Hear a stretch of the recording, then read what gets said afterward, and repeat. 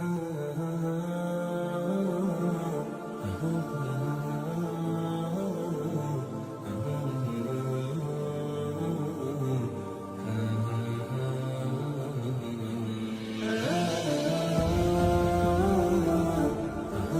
الله الرحمن الرحيم الحمد لله رب العالمين والصلاة والسلام على سيد المرسلين وعلى آله وصحبه أجمعين أما بعد فأعوذ بالله من الشيطان الرجيم بسم الله الرحمن الرحيم ولقد نصركم الله ببدر وأنتم أذلة فاتقوا الله لعلكم تشكرون صدق الله العظيم. கண்ணியமிக்க அல்லாஹ்வின் நல்லடியார்களே, நேற்றைய தினம் பத்ருடைய போர் விஷயமாக பார்த்தோம். பத்ருடைய போரில் அல்லாஹ் சுப்ஹானஹு வ தஆலா எப்படிப்பட்ட உதவிகள் இறக்கி வைத்தான், முஸ்லீம்களுக்கு அல்லாஹ் சுப்ஹானஹு வ தஆலா எவ்வளோ இக்கட்டான ஆபத்தான சூழ்நிலையில் எவ்வளோ பெரிய உதவி செய்தாங்கிற விஷயத்தை பார்த்தோம். அதே அல்லாஹ் இன்றும் இருக்கிறான், கயாமத் வரைக்கும் என்றென்று இருக்கக்கூடியவன். வஹுவ ஹய்யுல்லா யமூத் ஒல் ஜின்னு ஒல் இன்சு யமூத்தூன், மனிதர்களும் ஜின்களும் மௌத்தாகிடுவாங்க, ஆனால் அல்லாஹ் மரணிக்கக்கூடியவன் அல்ல, அவன் என்றென்று இருந்து கொண்டே இருப்பவன். அந்த அல்லாஹ் இன்றைக்கும் உதவி செய்ய தயாராக இருக்கிறான். ஆனால் அன்னைக்கு முஸ்லீம்கள்கிட்ட எந்த ஈமான் இருந்துச்சோ அந்த ஈமானை அல்லாஹ் நம்மகிட்ட எதிர்பார்க்குறான். ஃபைன் ஆமனூ பிமிஸ்லி மா ஆமன்தும் பிஹி ஃபகத் இஹ்ததவ், அவர்கள் எப்படி ஈமான் கொண்டார்களோ அதுபோல் நீங்கள் ஈமான் கொண்டால் நீங்கள் நேர்வழி அடைவீர்கள். இப்போ சஹாபாக்களுடைய ஈமானை அல்லாஹ் நம்மகிட்ட எதிர்பார்க்குறான். இப்போ அல்லாஹ் சுப்ஹானஹு வ தஆலா மலக்குமார்களை இலக்கி அந்த போரில் அல்லாஹ் என்ன செஞ்சான், பத்ருடைய போரில் குர்ஆனில் அல்லாஹ் சொல்லி காட்டும் பொழுது 1000 மலக்குகளை முதல்ல இறக்கணும், ஒரு 5000 மலக்குகளை நாம் இறக்கணும். அவ்வளோலாம் தேவையில்லை, மலக்குமார்களை இறக்காமலே அல்லாஹ்க்கு உதவி செய்ய முடியும். ஏன் அல்லாஹ் மலக்குமார்களை இறக்கி அவங்களையும் போர் செய்ய வச்சான்? அந்த போரில் கலந்து கொண்ட சஹாபாக்களை கண்ணியப்படுத்துறதுக்காக. அந்த போரில் கலந்து கொண்ட சஹாபாக்களுக்கு தனி அந்தஸ்து அல்லாஹ் கொடுத்தான். அதே போல் அந்த போரில் கலந்து கொண்ட மலக்குமார்களுக்கும் அல்லாஹ் தனி அந்தஸ்தை வச்சிருக்கிறான். 5000 மலக்குகளை இறக்கி அல்லாஹ் சுப்ஹானஹு வ தஆலா உதவி செஞ்சான்னு சொன்னால் அது எப்படிப்பட்ட உதவியாக இருந்திருக்கும். இந்த வெற்றியினுடைய செய்தி மதீனாவுக்கு வந்து சேருது. மதீனா முழுக்க தக்பீராக இருக்குது, சந்தோஷத்தில். அதே நேரத்தில் நபி ஸல்லல்லாஹு அலைஹி வஸல்லம் அவர்களுடைய குடும்பத்தில் அவங்களுடைய மகளாருடைய இறப்புடைய செய்தியும் வருது. அவங்களுடைய மகளார் அங்கே அடக்கப்பட்டுட்டு இருக்கிறாங்க, ருக்கையா ரலியல்லாஹு தஆலா அன்ஹா. இங்கே பத்ருடைய வெற்றியுடைய செய்தியும் வருது. அப்போ அந்த நேரத்தில் அல்லாஹ் சுப்ஹானஹு வ தஆலா முஸ்லீம்களுக்கு இந்த பத்ருடைய யுத்தத்துக்கு பிறகுதான் மிகப்பெரிய ஒரு கண்ணியத்தையும் அந்தஸ்தையும், எதிரிகளுடைய உள்ளத்தில் ஒரு பீதியையும் கண்ணியத்தையும் அல்லாஹ் போட்டான். துச்சமாக நினச்சவங்க, இஸ்லாமை பூண்டோடு அழிக்கணும்னு நினைத்தவங்க உள்ளத்தில் எல்லாம் ஒரு வகையான அச்சத்தை அல்லாஹ் போட்டான். அது மட்டுமல்ல, பல பேருடைய ஹிதாயத்துக்கும் அல்லாஹ் இதை காரணமாக்கினான். பல பேர் அந்த நேரத்தை என்ன செஞ்சாங்க, பத்ருடைய வெற்றிக்கு பிறகு மக்கா மதீனாவில் ஈமானை ஏற்காமல் அது வரைக்கும் யாரெல்லாம் இருந்தாங்களோ அவங்கெல்லாம் இந்த வெற்றிகளை பார்த்துட்டு கலிமா சொல்லி ஈமானை ஏற்றுக்கொண்டாங்க. வெளிப்படையில் சில பேர் உள்ளுக்குள்ளே முனாஃபிக்குத்தனம், ஈமானை ஏற்கிறது இல்லை, வெளியில் முஸ்லீம் மாதிரி நடிக்கக்கூடியவங்க. அந்த மாதிரி அப்துல்லாஹ் இப்னு உபய் இப்னு சலூல் எல்லாம் அது வரைக்கும் முஸ்லீம் ஆகாமல் இருந்தார். இந்த மாதிரி வெற்றி செய்திகளை கேட்டுட்டு இப்போவும் நாம் இஸ்லாமை வெளிப்படுத்தாமல் இருந்தோன்னு சொன்னால், வெளிப்படையில் நாம் இஸ்லாத்தை காட்டிக்கலன்னு சொன்னால் நாளைக்கு நமக்கும் ஆபத்து வருங்கிறத உணர்ந்து என்ன செஞ்சான், தன்னை முஸ்லீமாக காட்டிக்கொண்டார். முஸ்லீம்களுடைய அணியில் அவரும் வந்துட்டார். ஆனால் உள்ளத்தில் இஸ்லாத்தை ஏற்றுக்கொள்ள முனாஃபிக்காக இருந்தவர். இந்த கைதிகள் விஷயத்திலையும் பல்வேறு சம்பவங்கள் நடந்திருக்குது. முக்கியமாக ஹதரத் முஸாப் பின் உமைர் ரலியல்லாஹு தஆலாங்கிற சஹாபி, உயர்ந்த சஹாபி. மதீனாவுக்கு அவங்க நபி ஸல்லல்லாஹு அலைஹி வஸல்லம் வரத்துக்கு முன்னாடியே, ஒரு வருஷத்துக்கு முன்னாடியே வந்தவங்க. மதீனாவில் பெரிய ஒரு உழைப்பு செய்து அந்த சூழ்நிலையை உண்டாக்கி முழு மதீனாவும் ஹிதாயத்துக்கு காரணமாக இருந்தவங்க முஸாப் பின் உமைர் ரலியல்லாஹு தஆலா. 18 வயசு வாலிபராக வந்தவங்க. பெரிய கோடீஸ்வர வீட்டு பிள்ளை, நமக்கெல்லாம் தெரியும் அவங்க சம்பவம். மக்காவில் பெரிய கோடீஸ்வர வீட்டு பிள்ளை. ஈமானை ஏற்றுக்கொண்டதின் காரணமாக வீட்டை விட்டு விரட்டி விட்டாங்க. உடுத்தின துணியோடு வந்தவங்க. நபி ஸல்லல்லாஹு அலைஹி வஸல்லம் மக்காவில் இருக்கும் பொழுதே இவங்களை முன்னாடியே அனுப்பி வச்சாங்க. அந்த முஸாப் பின் உமைர் ரலியல்லாஹு தஆலா அன்ஹுடைய சகோதரர் என்ன செய்யப்படுறாரு, கைது செய்யப்பட்டு வந்திருக்கிறார். பத்ரில் கைது செய்யப்பட்டு யார் வர்றா, முஸாப் பின் உமைர் ரலியல்லாஹு தஆலா அன்ஹுடைய சகோதரர் வர்றார். இப்போ இந்த நேரத்தில் முஸாப் பின் உமைர் ரலியல்லாஹு தஆலா அன்ஹு தன்னுடைய சகோதரர் அபு அசீஸ் பின் உமைர் என்பவரை பார்த்து, அவரை யார் அவரை கையை கட்டி கைது செஞ்சு யார் கூட்டிகிட்டு வர்றாங்களோ அந்த அன்சாரி சஹாபிட்ட சொல்கிறாங்க, சுத்த எதைக்க பியதி ஃபைன்ன உம்மஹு ஸாத மத்தாஇன், நல்லா இருக்க கட்டுங்க இவன்ற கையை. இவன் உம்மா பெரிய பணக்காரி. மக்காவில் தன்னுடைய உம்மாவை தான் சொல்கிறாங்க. முஸாப் பின் உமைர் ரலியல்லாஹு தஆலா என் சகோதரனை சொல்லி, இவர் உம்மா மக்காவில் பெரிய பணக்காரி, பெரிய சொத்தெல்லாம் இருக்குது, இவனை நல்லா கட்டி வச்சுக்கிடுங்க, எவ்வளோ வேணாலும் கேட்டு வாங்கிட்டு இவனை விடலாம். எல்லாருக்கும் பிணை தொகை ஒரு குறிப்பிட்ட அளவு கேட்குறாங்கன்னு சொன்னால், இந்த என்னுடைய சகோதரன் சொல்லலை, இந்த அபு அசீஸ் பின் உமைருடைய தாய் பெரிய செல்வம் உள்ளவ, அதனால் நல்லா கட்டு அப்படின்னு சொல்லி இந்த அன்சாரி சஹாபியை இவங்க ஏற்றி விட்டாங்க. அதை கேட்டு அவர் ஆச்சரியப்பட்டு அபு அசீஸ் கேட்குறாரு, அஹாதிஹி விஸ்வாத்து கபி, இதுதான் சொந்தத்தை பேணுறதான்னு சொல்லி கேட்குறாரு. நான் உனக்கு கூட பிறந்த சகோதரன்பா, நீ இப்படி பேசுறிய, என்னையோ காப்பாற்றுறதுக்கு வழி பார்க்காம இன்னும் என்னை நல்லா இறுக்கி கட்டுன்னு சொல்கிறியா? அப்போ தான் ஹஸரத் முஸாப் பின் உமைர் ரலியல்லாஹு தஆலா சொன்னாங்க, இன்னஹு அஹி தூனக, நீ என் சகோதரன் கிடையாது, இந்த அன்சாரி தான் என் சகோதரர், கலிமாவுடைய ஈமான் கொண்டவங்க என்னுடைய சகோதரர். நீ எப்போ அல்லாஹ் ஏற்கலையோ, அல்லாஹ் நிராகரிக்கிற மட்டும் இல்லை, அல்லாஹ் ரசூலுக்கு எதிராக போர் செய்ய வந்தவன், நீ எப்படி என சகோதரனாக இருக்க முடியும்? நீ அல்லாஹுடைய விரோதியாக ஆயிட்டான்னு சொல்லி முஸாப் பின் உமைர் ரலியல்லாஹு தஆலா அன்ஹு கூட பிறந்த சகோதரனாக இருந்தாலும் ஈமானை ஏற்காத நிலையில் அல்லாஹ் ரசூலுக்கு எதிராக வந்துட்டா தன்னுடைய எதிரிங்கிறத காட்டினாங்க. அதே மாதிரி ஒரு சஹாபியோட தந்தை கொல்லப்பட்டுட்டாங்க. அபு ஹுதைஃபா ரலியல்லாஹு தஆலாங்கிற சஹாபியினுடைய தந்தை கொல்லப்படுறாரு. கொல்லப்பட்டு அவருடைய ஜனாசா, அவருடைய மையத்தை கொண்டு போய் அந்த மற்றவங்களுடைய மையத்துகளோடு அடக்கம் படுறதை பார்க்குறாங்க. நபி ஸல்லல்லாஹு அலைஹி வஸல்லம் அந்த காட்சியை பார்க்குறாங்க. மகன் சஹாபியாக இருக்கிறாரு, பாப்பா இப்படி கொல்லப்பட்டு அவருடைய ஜனாசா இப்படி காஃபிர்களோடு போகுது. இவருடைய உள்ளத்தில், இவருடைய முகத்தில் அந்த கவலை தெரியுது. நபி ஸல்லல்லாஹு அலைஹி வஸல்லம் அவங்கள பார்த்து கேட்டாங்க, என்ன உங்களுக்கு இந்த மாதிரி கவலை ஏற்பட்டிருக்குதா? யா அபா ஹுதைஃபா லஅல்லக கத் தஹலக மின் ஷஅனி அபீக ஷைஉன், வாப்பாக்கு இந்த மாதிரி நிலைமையை பார்த்து உள்ளத்தில் ஏதோ கவலை வந்த மாதிரி தெரியுது, முகம் வாடி இருக்குதுன்னு சொல்லி கேட்டான்.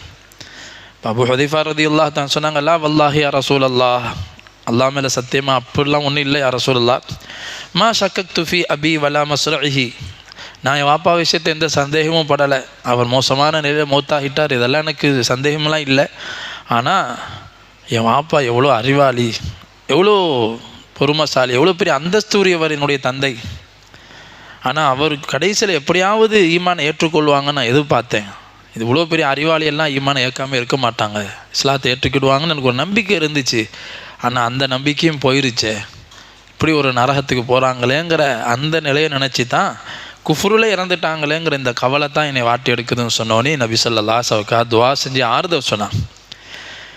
இப்படியாக பத்ருடைய போருக்கு பிறகு மக்காவில், மதீனாவில் மிகப்பெரிய ஒரு சந்தோஷம் ஏற்படுது. இன்னும் மக்களுக்கு இஸ்லாத்தில் உறுதி ஏற்படுது, அல்லாஹ் மீது அன்பு ஏற்படுது. இந்த நேரத்தை நபி ஸல்லல்லாஹு அலைஹி வஸல்லம் கேட்டாங்க, யாராவது அபூஜஹலை எனக்கு காட்ட முடியுமா? அபூஜஹலுக்கு என்ன ஆயிடுச்சு பார்க்கணும். அப்போ நபி ஸல்லல்லாஹு அலைஹி வஸல்லம் முன்னாடி ஹதரத் அப்துல்லாஹ் இப்னு மஸ்ஊத் ரலியல்லாஹு தஆலா அன்ஹு அபூஜஹலுடைய தலையை கொண்டு வந்து முன்னாடி வச்சாங்க. இந்த இருக்குது யா ரசூலல்லாஹ், இவன் தான் முஷ்ரிக்கீன்களுடைய தலைவனாக இருந்து இப்படி முஸ்லீம்களுக்கு எதிராக படையை திரட்டி கொண்டு மமதையோடு வந்தவன், இதோ அவனுடைய தலைன்னு சொல்லி வச்சாங்க. நபி ஸல்லல்லாஹு அலைஹி வஸல்லம் 3 தடவை தக்பீர் சொன்னாங்க. அல்லாஹு அக்பர், அல்லாஹு அக்பர், அல்லாஹு அக்பர், லா இலாஹ இல்லல்லாஹு, அல்லாஹு அக்பர், அல்ஹம்துலில்லாஹில்லதீ صدق وعدا ونصر عبدا وأعز جندا وهزم الأحزاب وحدا. அப்போ தான் நபி ஸல்லல்லாஹு அலைஹி வஸல்லம் இந்த தக்பீரை சொல்கிறாங்க. நம்ம எந்த தக்பீரை பெருநாளில் சொல்கிறோமோ நபி ஸல்லல்லாஹு அலைஹி வஸல்லம் அந்த ரமலானுக்கு பிறகு தான் முதல் பெருநாவே இந்த உம்மத்தில் ஏற்படுது. முதல் பெருநா 17 இப்போ தான் இந்த யுத்தம்லாம் நடக்குது. இந்த நாட்களில் தான் நடந்தது. இந்த நாட்கள் இந்த ரமலான் முடியும் போது தான் முதல் பெருநாவும், முதல் ரமலானும் அது முதல் யுத்தமும் நடக்குது. அந்த வெற்றியும் அல்லாஹ் கொடுக்குறான். அதனுடைய சந்தோஷமாக அல்லாஹ் சுப்ஹானஹு வ தஆலா நோன்பு பெருநாள் ஏற்படுது. அந்த பெருநாளுடைய தக்பீரை நபிசா செந்த வெற்றிலேயே சொன்னாங்க. பிறகு அல்லாஹ்வை புகழ்ந்தாங்க. அல்லாஹ்வே இந்த வெற்றியை கொடுத்தான், அல்லாஹ் தன்னந்தனியான் என்று அல்லாஹ் வெற்றியை தந்தான், வாக்கை உண்மைப்படுத்தினான், தன்னுடைய அடியாருக்கு அல்லாஹ் உதவி செய்தான், எல்லா எதிரி படைகளை அல்லாஹ் தோக்கடிச்சாங்கிற கருத்துள்ள இந்த தக்பீரை நபி ஸல்லல்லாஹு அலைஹி வஸல்லம் சொல்லிட்டு அவனை ஜனாஸாவை பார்த்துட்டு சொன்னாங்க, ஹாதா ஃபிர்அவுனு ஹாதிஹில் உம்மா, இவன் தான் இந்த உம்மத்தினுடைய ஃபிர்அவுன்னு சொன்னாங்க. இந்த உம்மத்துடைய ஃபிர்அவுன் யார்? அபூ ஜஹல். அல்லாஹு தாலா இப்படி ஒரு நிலையை கொடுத்தான்னு சொல்லி அல்லாஹுக்கு நன்றி செஞ்சாங்க. சரி, இப்போ அங்கே என்ன நடக்குது? மக்காவில் இங்கே ஒரு பக்கம் இப்படி மக்கா எதிரி படைகளில் கைது செய்யப்பட்டு 70 பேர் வந்திருக்கிறாங்க. அவங்க விஷயங்கள் நடந்துகிட்ருக்குது. 70 பேர் கொல்லப்பட்டுட்டாங்க. மிச்சம் எல்லாம் தப்பிச்சோம் பிழைச்சோம் சொல்லி சிதறி ஓடி போனாங்க மக்காவுக்கு. எந்த முகத்தோடு மக்காவுக்கு போகிறது? இவ்வளோ பெரிய தோல்வி, நஷ்டம், கை சேதம், வெக்கக்கேடு, சின்ன படையில் போய் இவ்வளோ பெரிய படையோடு வந்தோம், இப்படி எல்லாத்தையும் இழந்துட்டு ஒட்டாண்டியாக ஊருக்கு போகிறோமேங்கிற அந்த வயிற்றெரிச்சலோடும் கோபத்தோடையும் போகிறாங்க மக்காவுக்கு. அங்கே மக்காவில் இருக்கக்கூடியவங்கெல்லாம் பெரிய வெற்றி இது பார்த்து உட்காந்துட்டு இருக்கிறாங்க, அபூ லஹப் போன்றவங்கெல்லாம். இந்த சந்தர்ப்பத்தை மக்காவுக்கு போய் இந்த செய்தியை கொண்டு போய் சேர்க்கறது யாருன்னு சொன்னால் அபுல் ஹைசமான்னு சொல்லி குறைஷிகளுடைய இந்த மோசமான முடிவை போய் சொல்கிறது ஹைசுமான் இப்னு அப்துல்லா ஹுஸாயின்னு சொல்லி ஒருத்தர். இவர் தான் மக்காவில் போய் செய்தியை சொல்கிறார். அப்போ எல்லோரும் கேட்குறாங்க, அவரை பார்த்ததுமே படையிலேருந்து ஓடி வரையே, என்னப்பா ஆச்சு, என்ன செய்தி சொல்லு அப்படின்னு சொல்லி ஆர்வத்தோடு கேட்குறாங்க மக்காவில் இருக்கிற மக்கள். மா வரா அக், என்ன நடந்துச்சு? போய் சொன்னார், குத்தில உத்துபா வ ஷைபா வ அபுல் ஹிகம் வ உமையத் இப்னு ஹலஃப், இப்படி குறைஷிகளுடைய முக்கியஸ்தர்கள் பேரெல்லாம் சொல்கிறார். இவங்க எல்லாம் கொல்லப்பட்டுட்டாங்க, எல்லா கதையும் முடிஞ்சு போச்சுன்னு சொல்கிறார். இதை சொல்ல ஆரம்பிக்கும் போது இந்த உமையத் இப்னு ஹலஃப் இவனுடைய மகன் சஃப்வான் இப்னு உமையா இருந்தார். அந்த சஃப்வான் பார்த்தாரு, இவன் ஏதோ பேதலிச்சு போய் உளர்றான் போல, இவன்கிட்ட கேளுங்க, என்னை பற்றி கேளுங்க, என்னையும் சேர்த்து சொல்லுவான்னு நினைக்கிறேன் இந்த பேர் பட்டியலில், என் பேரையும் சொல்லி பாருங்கள், சஃப்வான் எங்கே இருக்கிறான்னு கேளுங்க, என்ன சொல்கிறான்னு பார்க்கலான்னு சொல்லி சஃப்வான் இப்னு உமையா கேட்க சொன்னான். அந்த காபாவுடைய திண்ணையில் ஹிஜ்ரில் உட்காந்துருக்கிறார். உட்காந்துக்கிட்டு என்னை பற்றி கேளுன்னு சஃப்வான் சொல்கிறார். இப்போ எல்லோரும் கேட்டாங்க, இவர் உண்மையிலே தெளிவாக தான் பேசுகிறாரா, இல்லை அறிவுறும் மழுங்கி போச்சா, இவ்வளோ மோசமான செய்தியை சொல்கிறா, பொய்யா இருக்குன்னு நினச்சி எப்பா சஃப்வான் என்ன ஆயிடுச்சுன்னு சொல்லி கேட்டான். இப்போ அவர் சொன்னார், ஹைசுமான் ஹா ஹுவதா ஜாலிசுன் ஃபில் ஹிஜர், இதை உட்காந்துருக்கிறாரு, சஃப்வான் தான் இந்த உட்காந்துருக்கிறாரு. வக்கது வல்லாஹி ரஐத்து அபாஹு அஹாஹு ஹைன குத்திலா, இந்த சஃப்வானுடைய வாப்பா உமையாவும் இந்த சஃப்வானுடைய சகோதரனும் நான் பத்ரில் கொல்லப்பட்டதை பார்த்தேன். இந்த செய்தியை சொல்கிறேன். சொன்னோன்னே யாருக்கும் தாங்க முடியலை. இன்னமும் சரியான செய்தியை சேகரிக்கணுங்கிற ஆர்வத்தில் இருக்கிறாங்க. இப்போ அபூ ராஃபி ரலியல்லாஹு தஆலா சஹாபி, நபி ஸல்லல்லாஹு அலைஹி வஸல்லுடைய அடிமையாக இருந்தவங்க. அந்த சஹாபி சொல்கிறாங்க, அப்போல்லாம் நாங்கள் மக்காவில் இருந்தோம், நபி ஸல்லல்லாஹு அலைஹி வஸல்லம் குடும்பத்தார்கள்லாம் ஈமானை ஏற்றுக்கொண்டு வெளியில் காட்டிக்கிடலை, முஸ்லீம்களாகத்தான் இருந்தோம். நான் அப்பாஸ் ரலியல்லாஹு தஆலா அன்ஹு அவங்களுடைய குடும்பத்தாரோட வீட்டில் நான் தங்கியிருந்தேன். அப்பாஸ் ரலியல்லாஹு தஆலா கைது செய்யப்பட்டு மதீனாவில் இருக்கிறாங்க. அவங்களுடைய மனைவி உம்முல் ஃபர்ல் ரலியல்லாஹு தஆலா அன்ஹா, அவங்க கூட நானும் உட்கார்ந்துருக்கிறேன். இப்போது எனக்கு இந்த இரும்பு ஆயுதங்களை செய்யக்கூடிய வேலை எனக்கு தெரியும். நான் அந்த வேலை செஞ்சுக்கிட்டு உட்காந்துட்டு இருக்கிறேன். அப்படி பற்றிட்டு நான் உட்காந்துட்டு இருக்கும்போது அபூ லஹப் வேகமாக ஓடி வரான். அபூ லஹப் வேகமாக அந்த திண்ணைக்கு ஓடி வரான், என்ன நடந்துச்சுன்னு கேட்குறதுக்காக. அந்த நேரத்தில் என் பின்னாடி, என்னுடைய முதுகுக்கு பின்னாடி அபூ லஹபுடைய முதுகு இருக்குது. அவ்வளோ நெருக்கமாக 2 பேரும் உட்காந்துருக்குறோம். நான் என் வேலையை பார்த்துட்டு இருக்கிறேன். ஏன்னா அபூ லஹப் போருக்கு போகலை. இந்த மோசமான செய்தியை கேள்விப்பட்டுட்டு வைத்தறிச்சலும் கோபமும் ஆத்திரமும் கொண்டவனாக அவன் நிற்கிறான். எங்களுக்கு உள்ளுக்குள்ளே அவ்வளோ பெரிய சந்தோஷம் ஏற்பட்டுச்சு. அல்லாஹ் இவ்வளோ பெரிய வெற்றியையும் சக்தியையும் ஈமான் கொண்ட மக்களுக்கு கொடுத்துட்டானே, பத்ருடைய செய்தியை கேள்வி, நாங்கள் சந்தோஷத்தில் இருக்கிறோம். ஆனால் இவன் ரொம்ப பெரிய வருத்தத்தில் இருக்கிறான். நான் வந்து அந்த ஜம்சம் கிணறுக்கு பக்கத்தில் தான் இந்த நிகழ்ச்சி நடந்துட்டு இருக்குது. அப்போ சொல்கிறாங்க, என் பக்கத்தில் உம்முல் ஃபதுல் அப்பாஸ் ரலியல்லாஹு மனைவி உம்முல் ஃபதுலும் இருக்கிறாங்க. எங்களுக்கெல்லாம் இது ரொம்ப சந்தோஷத்தை கொடுக்குது. அபூ லஹப் தன்னுடைய ஆடை கீழாடை தரையில் தேய்க்கிற அளவுக்கு சீக்க உடுத்திட்டு வேகமாக வந்து அந்த இடத்துல வந்து நிற்கிறான். அப்போ அந்த நேரத்தில் உட்கார்ந்து இருக்கும் போது தான் அபூ சுஃபியான் ஹாரிஸ் என்பவர் வர்றார். இந்த அபூ சுஃபியான் வேறு, இன்னொரு அபூ சுஃபியான் போரில் கலந்து கொண்ட அபூ சுஃபியான் ஹாரிஸ் இப்னு அப்துல் முத்தலிப். அவர் வந்ததும் அபூ லஹப் கூப்பிட்டான், இங்கே வாங்க, என்கிட்ட வாங்க, என்ன செய்தி, என்ன நடந்துச்சு, உண்மையை சொல்லுங்க என்பதாக அபூ லஹப் கேட்குறார்.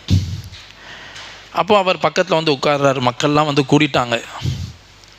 மக்கள்லாம் வந்து உண்மையான செய்தி என்ன தெரியணும்னு சொல்லி மக்காவாசிகள் எல்லாம் அங்கே கூட்டிட்டாங்க. காபா பக்கத்தில் அந்த ஹஜ்ரே இஸ்மாயிலுக்கு பக்கத்தில் உட்காந்து கேட்குறாங்க, என்ன நடந்துச்சு. அப்போ அவர் சொன்னார், மா ஹுவ இல்லா அன் லகீனல் கௌம் ஃபமனஹ்னாஹும் அத்தாஃபனா யக்துலூனனா கைஃப ஷாஉ. சொல்லார், என்ன இதான் நடந்துச்சு, நாங்கள்லாம் போனோம், போரில் கலந்துக்கிட்டோம், எங்களுடைய தலையை கொடுத்தோம் வெட்டுனாங்க, எங்கள் தோலை கொடுத்தோம் வெட்டுனாங்க, எங்களையே நாங்கள் ஒப்படைச்சோம், அவங்க இஷ்டத்துக்கு வெட்டிக்கிட்டாங்க, கையை கொடுத்தோம், கையை கட்டி எடுத்து கொண்டு போயிட்டாங்க. இப்படியாக அவர் என்ன செய்கிறாரு, ரொம்ப தாழ்வான நிலையை, இவ்வளோ நாங்கள் வந்து இழிவான நிலையில் நாங்கள் தள்ளப்பட்டோம் அப்படிங்கிற விஷயத்தை இவர் சொல்லிகிட்டே வந்துட்டு சொல்கிறாரு. இதெல்லாம் நாங்கள் ஏன் இது நடந்துச்சுன்னு சொன்னால், அங்கே இருக்கிற முஸ்லீம்களால் எங்களுக்கு இது கிடையாது, எங்களுக்கு வேறு வானத்துக்கும் பூமிக்கும் மத்தியில் வெண்மையான குதிரையில் ஒரு பெரும் பட உயர்ந்த மனிதர்கள் வந்து எங்களை இந்த வேலையை செஞ்சாங்க, அவங்கள எதிர்க்க எங்களால் சக்தி இல்லை. வல்லாஹிமா தொலிகு ஷைஆ வலா யகூமுலஹா ஷைஆ, அவங்களுக்கு முன்னாடி யாருக்குமே கையை ஓங்க கூட சக்தி இல்லை. அந்த மாதிரி மலக்குமார்களை பார்த்ததை இங்கே வந்து சொல்கிறார் அபூ சுஃபியான் ஹாரிஸுங்கிறவர். அபூ ராஃபி ரலியல்லாஹு தான் சொல்கிறாங்க, அந்த செய்தியை கேட்டோன்னே நான் தாங்க முடியலை, நான் உடனே சொன்னேன், தில்க வல்லாஹில் மலாயிகா, அல்லாஹ் மேலே சத்தியமாக அது மலக்குமார்கள் தான்னு சொல்லி என்னோடய ஈமானை நான் வெளிப்படுத்தினேன். அப்போ உடனே அபூ லஹபுக்கு கோபம் எல்லாம் என் பக்கம் திரும்பிடுச்சு. அவனோட மொத்த கோபமும் யார் மேலே திரும்பிடுச்சு, ஏன் மேலே. நான் ரொம்ப பலகீனமானவன், மெலிஞ்சி போய் இருக்கிறேன். அவன் என்னை ஓங்கி என்னுடைய முகத்தில் கடுமையாக அறைந்தான். அதனால் நான் கீழே விழுந்தேன். என் மேலே ஏறி உட்கார்ந்து என்னை அடிக்கிறான். நான் ரொம்ப பலகீனமானவன். இந்த நேரத்தில் அப்பாஸ் ரலியல்லாஹு மனைவி உம்முல் ஃபதுல் இந்த காட்சியை பார்த்துட்டு வீட்டினுடைய கூரையிலேருந்து ஒரு பெரிய கம்பை உருவிட்டு வந்து அபூ லஹபுடைய தலையில் ஓங்கி அடித்தாங்க. அவன் ஏற்கனவே நோயாளியாக இருக்கிறான். அடித்து அவன் மண்டையில் காயம் ஏற்படுது.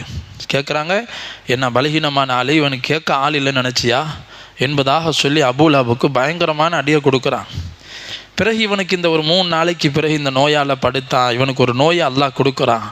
அந்த நோய் எப்படிப்பட்ட நோயின்னு சொன்னால், அபூ லஹபுக்கு அந்த ஒரு பொக்களம் உடம்புல ஏற்பட்டுச்சுன்னு சொன்னால் உடம்பு முழுக்க அரிச்சிரும். பக்கத்தில் யாரும் போக மாட்டாங்க அந்த நோய்க்கு பயந்து. அதே நிலையில் 3 நாள் அவன் செத்து போனான். அவனுடைய உடலை ஜனாசா கூட பிள்ளைங்க எடுக்கலை. அவனுடைய பக்கத்துலேயே குழியை தோண்டி என்ன செய்யப்பட்டுச்சு, 2 கம்பால் அந்த குழிக்குள்ளே அவன் தள்ளப்பட்டான். பிறகு கல்லை தூக்கி போட்டு அவனுடைய ஜனாசா மூடப்பட்டுச்சு. அப்போ மோசமான முடிவை அல்லாஹ்வை ஏற்காதவங்க, நிராகரித்தவங்களோட முடிவை வச்சே நம்ம பார்க்கலாம் நல்லோருடைய முடிவு எப்படி வருது, பாவிகளுடைய முடிவு எப்படி வருதுன்னு சொல்லி. இப்போ இந்த மாதிரி செய்தி இங்கே போய்கிட்டு இருக்குது. இப்போ சஃப்வான் என்ன செய்கிறாரு, தன்னுடைய தந்தை தன்னுடைய சகோதரர்கள் எல்லாம் கொல்லப்பட்ட வெறியில் இருக்கிறார். அதே மாதிரி இன்னொருத்தவர் உமைர் இப்னு வஹப் என்பவரும் சஃப்வானும் உமைரும் உட்கார்ந்து பேசிக்கிட்டு இருக்கிறாங்க. இந்த உமைர் என்பவருடைய மகன் வஹப் என்பவர் என்ன செய்கிறாருன்னா, கைது செய்யப்பட்டு அங்கே முஸ்லீம்கள்கிட்ட இருக்கிறார். இந்த சஃப்வான்கிட்ட உமைர் சொல்கிறாரு, எனக்கு மட்டும் குடும்ப பாரமும் கடன் சுமையும் இல்லைன்னு சொன்னால் நானே போய் மதீனாவுக்கு போய் முகம்மதை கொலை செஞ்சிருவேன், நவுது பில்லா. இந்த உமைர் வந்து சஃப்வான்கிட்ட சொல்கிறார். ஹிஜ்ரே இஸ்மாயிலில் உட்காந்து தன்னந்தனியாக 2 பேரும் பேசிகிட்டு இருக்கிறாங்க. சஃப்வான் பார்த்தாரு, இது நல்ல சந்தர்ப்பமாக இருக்குதே, ஏன்னா தன்னுடைய தந்தையும் சகோதரன் கொல்லப்பட்ட இது பழி வாங்கிறதுக்கு இதை பொறுப்பெடுக்கிறார். சஃப்வான் சொல்கிறார் உமைர்கிட்ட, நீ கவலைப்படாத, நீ வந்து அந்த காரியத்தை நீ செஞ்சு முடிச்சிரு, நான் உன் குடும்பத்துக்கு என்னால் முடிஞ்ச எல்லா உதவியும் செய்கிறேன், நான் எல்லா செலவுகளையும் பார்த்துக்கொள்கிறேன், நீ இந்த வேலையை மட்டும் செஞ்சுட்டு வா. ஏன்னா உன்னுடைய மகன் அங்கே கைதியாக இருக்கிறான், உன் மகனை கூப்பிட போகிற மாதிரி போய் நீ அவர் கதையை முடிச்சுட்டு வான்னு சொல்லி இந்த சஃப்வான் ஐடியா கொடுக்குறார். நேராக உமைர் வீட்டுக்கு போகிறாரு. விஷம் தோய்க்கப்பட்ட பெரிய அம்பு வாள் எல்லாம் ரெடி பண்ணி, கடுமையான விஷம் தோய்க்கப்பட்டது, அது உடம்புல பட்டாலே மௌத்து தான். அந்த மாதிரி விஷம் தோய்க்கப்பட்ட வாள் எல்லாத்தையும் எடுத்துட்டு நீண்ட சஃபர் செஞ்சு மதீனாவுக்கு போகிறார். நபி ஸல்லல்லாஹு அலைஹி வஸல்லம் அவங்கள தேடி உமர் ரலியல்லாஹு தஆலா அன்ஹு சஹாபாக்களோட உட்காந்து மஜ்லிஸில் உட்காந்து பேசிகிட்டு இருக்கிறான். அல்லாஹு தாலா பதிலில் நம்மளை எவ்வளோ அல்லாஹ் கண்ணியப்படுத்தினா, அல்லாஹ் நமக்கு எப்படிப்பட்ட வெற்றிகளை தந்தான்னு சொல்லி முதாக்கரா செஞ்சுட்டு இருக்கிறாங்க உமர் ரலியல்லாஹு தஆலா அன்ஹு. இந்த நிலையில் அவன் வர்றதை பார்க்குறான். யார் வர்றது? உமைர். எல்லாம் பழைய காலத்து நண்பர்கள், ஆனால் இஸ்லாத்துக்கு மிகப்பெரிய விரோதிகளாக இருந்து கொடுமைகள் இழைத்தவங்க. அப்போ சொன்னாங்க, இதோ கல்புன் வல்லாஹி ஹாதா கல்புன் உமைர், நாய் வந்திருக்கிறான், மிகப்பெரிய விஷ நாய், இது பெரிய ஆபத்தான சிந்தனையில் வந்திருக்கிறான்னு உமர் ரலியல்லாஹு தூரத்திலே பார்த்துடுறாங்க. உடனே ஓடி போய் உமைரை பிடிச்சிடுறாங்க. அவரோட வாளையும் கையும் சுருட்டி கட்டி பிடிச்சி சஹாபாக்கிட்ட சொன்னாங்க, நீங்கள் எல்லாரும் ரசூலா போய் சுற்றி உட்காருங்க, நபி ஸல்லல்லாஹு அலைஹி வஸல்லத்துக்கு எதுவும் கெடுதல் செய்யறதுக்கு வந்திருக்கலாம் என்பதாக இவங்க உஷாராயிடுறாங்க. உமர் ரலியல்லாஹு, பொதுவாக உமர் ரலியல்லாஹு தஆலா அன்ஹு தூரத்திலே ஒரு விஷயத்தை பார்த்தோன்னே நிதானிச்சிருவாங்க, யார் எதுக்கு வர்றாங்க.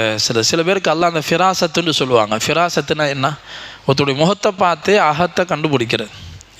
இவர் எதுக்கு வர்றாரு, இவருடைய நோக்கம் என்ன. சில பேருக்கு அல்லாஹ் அந்த மாதிரி கொடுத்துருவான். உமர் ரலியல்லாஹு தஆலா இந்த மாதிரி விஷயத்தை புரிஞ்சிட்டு சஹாபாக்கிட்ட சொன்னாங்க, நீங்கள்லாம் உடனே நபி ஸல்லல்லாஹு அலைஹி வஸல்லம் போய் சுற்றி உட்காருங்க, இவன் நான் கூட்டிகிட்டு வரேன்னு சொல்லி அவனை கட்டி இழுத்து பிடிச்சி கூட்டிகிட்டு வர்றாங்க.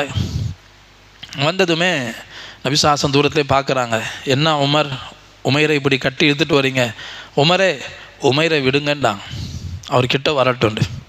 உமைர் வந்தார். அவர் எவ்வளோ ஆத்திரத்தோட கோபத்தோடு வந்தாரோ அதெல்லாம் இப்போ மாறி பயந்து நடுநடுங்கியவராக நபி ஸல்லல்லாஹு அலைஹி வஸல்லம் பார்த்ததுமே பயம் வந்துடுச்சு. அவர் அந்த கம்பீரமான தோற்றம் அல்லாஹ் தஆலா அப்படி ஒரு பயத்தை போட்டிருந்தான். நபி ஸல்லல்லாஹு அலைஹி வஸல்லம் சொன்னாங்க, நுசிர்து பிர்ருபி மசீரத்த ஷஹ்ரி கதா வ கதா, அல்லாஹ் எனக்கு பல்வேறு உதவிகளை செஞ்சுருக்கிறான். அதில் ஒரு முக்கியமான உதவி என்னென்று சொன்னால், என்னை பற்றிய பயத்தை அல்லாஹ் எதிரிகள் உள்ளத்தை போட்டிருக்கிறான். எந்த அளவு எதிரி தூரமாக இருப்பாங்கன்னா, இவ்வளோ 1 மாத தொலைவு தூரம் இருந்தாலும் சரி, 1 மாதம் தொலைவு தூரத்தில் இருக்கிற அந்த நாட்டில் இருக்கிற அரசனுடைய உள்ளத்தில் கூட என்னுடைய பேரை கேட்டால் பயம் வரும். அந்த அச்சத்தை கொண்டு அல்லாஹ் எனக்கு உதவி செஞ்சுருக்கிறான்னு சொல்லி அந்த நிலை இவருக்கு ஏற்பட்டுருச்சு. நபி ஸல்லல்லாஹு அலைஹி வஸல்லம் கேட்டாங்க, உமைரே என்ன செய்து, எதுக்கு வந்தீங்க? வந்தோடனே அவர் என்ன செஞ்சார்?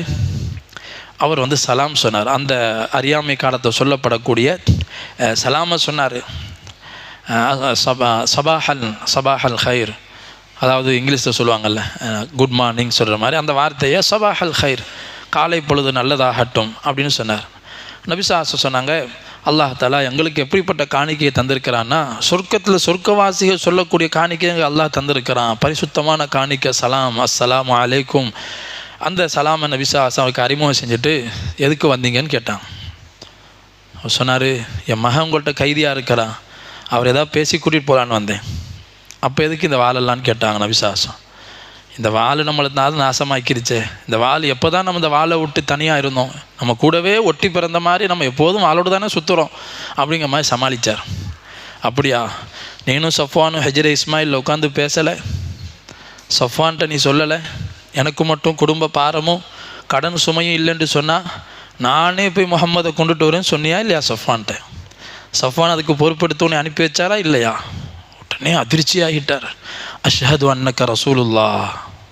உடனே சொன்னார், நீங்கள் நிச்சயமாக அல்லாஹுடைய தூதன், நான் இந்த இடத்துல சாட்சி சொல்கிறேங்க, அந்த இடத்துல என்னையும் சஃப்வானை தவிர யாருமே இல்லை. இந்த செய்தியை உங்களுக்கு சொன்னதாக இருந்தால் அல்லாஹ் தான் உங்களுக்கு சொல்லியிருக்கணும். இவ்வளோ காலம் நம்பிக்கை வராத அந்த உமைருக்கு இந்த ஒரு செய்தி என்ன ஆயிடுச்சுங்க, உள்ளத்தில் பெரிய தாக்கத்தை உண்டாக்குது. ஈமானை ஏற்றுக்கொள்கிறார். ஈமானை ஏற்றுக்கொண்டதோடு மட்டுமில்லை, நபி ஸல்லல்லாஹு அலைஹி வஸல்லம் சொன்னாங்க, இவரை விடுவிச்சிருங்க, உங்களுடைய இந்த சகோதரருக்கு குர்ஆனை கற்றுக் கொடுங்க, இவருக்கு தீனை படித்து கொடுங்க, இவரோட நல்ல முறையில் நடந்து கொள்ளுங்க, இவருடைய மகனை விடுதலை செய்யுங்க, இவர்கிட்ட எந்த ஃபிதியாவும் வாங்க வேண்டாம், இவரை விட்டுருங்கன்னு சொல்லிவிட்டு நபி ஸல்லல்லாஹு அலைஹி வஸல்லம் விடுறாங்க. இவர் மக்காவுக்கு போகிறாரு. அங்கே சஃப்வான் ஆசையோடு எதிர்பார்த்திருக்கிற நல்ல செய்தி வரும்னு சொல்லி நபி ஸல்லல்லாஹு அலைஹி வஸல்லம் கொல்லப்பட்ட செய்தி வரும் ஆவலோடு இருக்கிறாரு. ஆனால் அதுக்கு முன்னாடியே செய்தி வந்துருச்சு, இல்லை அவர் களிமா சொல்லி முஸ்லீம் ஆகிட்டார்.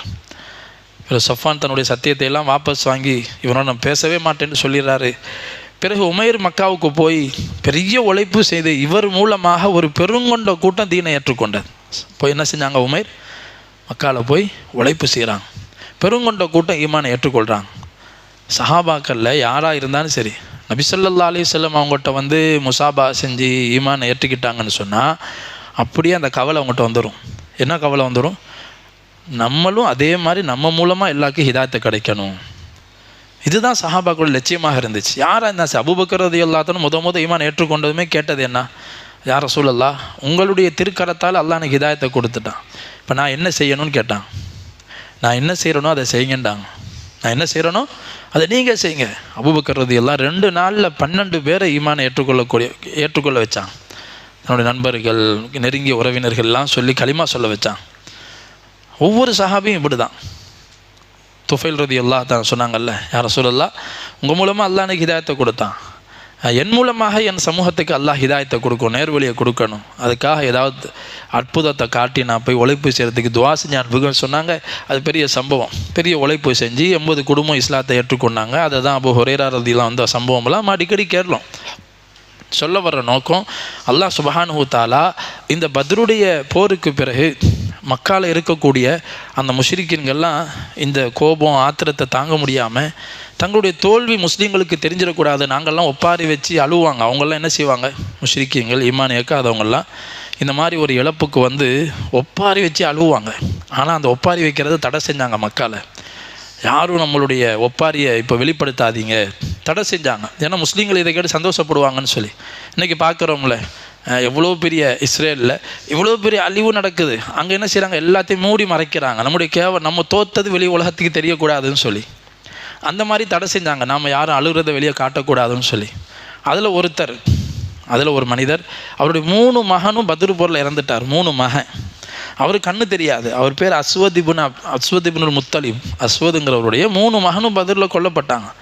இவர் அழுகிறதுக்கு நிற்கிறாரு, அழுகணும், ஒப்பாரி வைக்கணும் போல் இருக்குது அவருக்கு. அங்கெல்லாம் வந்து வெளியில் வந்து பொது இடங்களில் நின்று ஒப்பாரி வச்சு அழுவாங்க, பாட்டு படிப்பாங்க. அந்த மாதிரி அழுகிறதுக்கு நிற்கிறார்.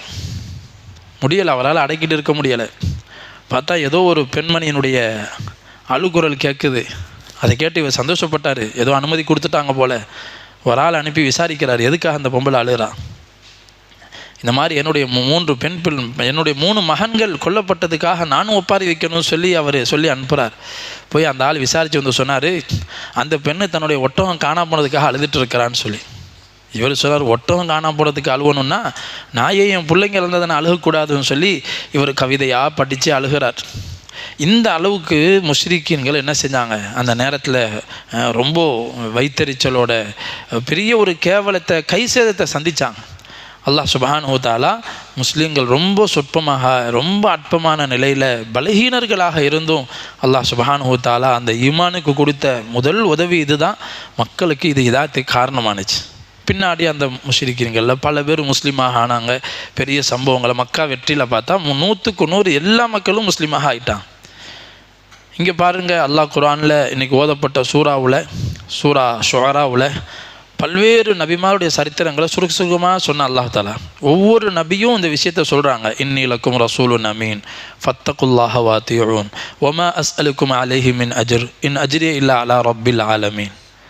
எல்லா நபியும் ஒரே விஷயம் தான் சொன்னாங்க, நான் அல்லாஹ்வின் புறத்தின் தூதராக வந்திருக்கிறேன். அமீன், நான் நம்பிக்கையான, நான் என் இஷ்டத்துக்கு எதையும் சொல்கிறது இல்லை, நான் அல்லாஹ் சொன்னதை அப்படியே உங்கள்கிட்ட ஒப்படைக்கிறேன். ஃபத்தகுல்லாஹ், அல்லாஹ் பயந்து கொள்ளுங்க, வ அத்தியூன், அல்லாஹுடைய தூதராகி எனக்கு வழிபட்டு நடங்கன்னு சொல்லிவிட்டு, வமா அஸ்அலுக்கும் அலைஹி மின் அஜர், நான் இந்த வேலை செய்கிறதுக்கு உங்கள்கிட்ட நான் எந்த கூலியையும் கேட்கலை. இன் அஜ்ரிய இல்லா அலா ரப்பில் ஆலமீன், எனக்கான கூலியெல்லாம் அகில உலகங்களை படைத்து பரிபாலிக்கக்கூடிய அல்லாஹ்கிட்ட தான் இருக்குது, நான் இதுக்காக எந்த கூலியும் உங்கள்கிட்ட எதிர்பார்க்கலன்னு சொல்லி ஒவ்வொரு நபியும் இந்த வார்த்தையை சொன்னதாக அல்லாஹ் குர்ஆனில் பதிவு செய்கிறான்.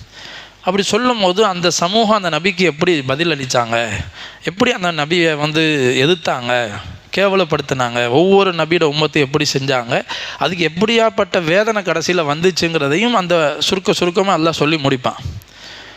ஆனால் நபி ஸல்லல்லாஹு அலைஹி வஸல்லம் அவங்களும் மக்காவில் இதே மாதிரி தான் உழைப்பு செஞ்சாங்க.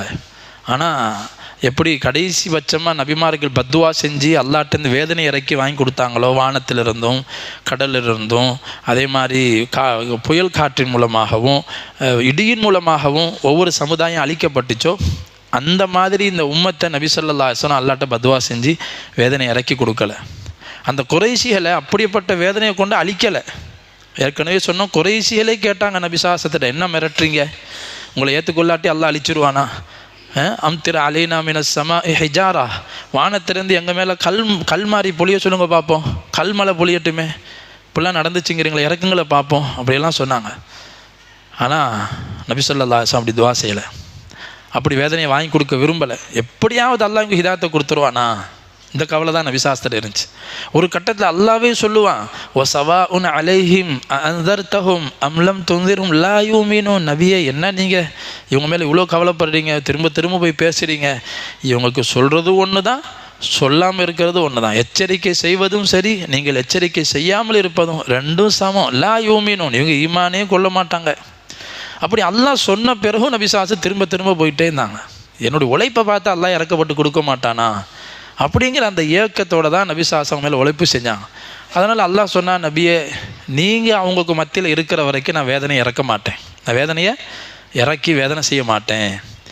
அதே நேரத்தில் உங்களுடைய சமுதாயம், உங்களுக்கு பின்னாடி உங்களுடைய முஸ்லீம்கள் தௌபா இஸ்திக்ஃபார் பாவ மன்னிப்பு தேடுற காலம் எல்லாம் உங்களை வேதனை செய்ய மாட்டேன். ஆனால் அல்லாஹ் என்ன செஞ்சான், அப்படி வேதனையை அவங்க வானத்துலேருந்து வேதனை இறக்கி அழிக்கலை.